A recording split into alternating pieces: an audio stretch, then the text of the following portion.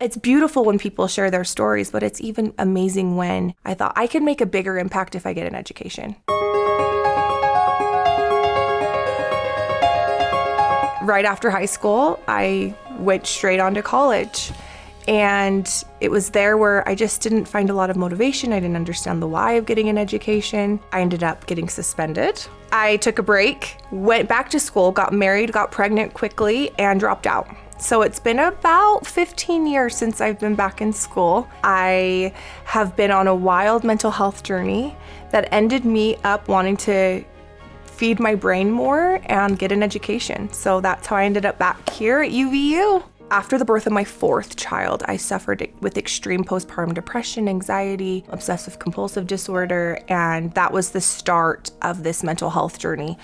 And within a realm of 4 years, I was in and out of behavior hospitals, and I ended up at treatment in Arizona for trauma and to process through a lot of that at a treatment center. So I went away for 30 days. And when I was gone for 30 days, I was forced to take these psychology classes because the best part of my healing journey was learning how my brain worked. And it was there where I called my husband and I just was expressing how much fun I was having in these classes and all the things I was learning. And he said, "Babe, I think you should go back to school. You're really enjoying this." I started a mental health platform with education of just sharing my story.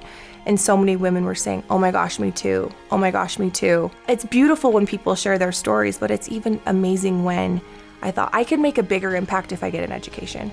Not only am I having fun learning, I can make a bigger wave and impact if I effectively educate myself.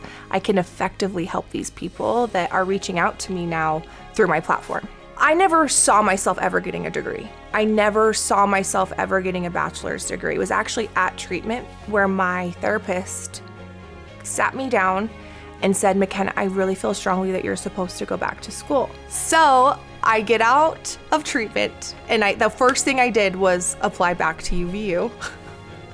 I even remembered my student ID number. I'm like, oh my gosh. I don't even remember my kids' names some days, but I remembered my UVU ID number.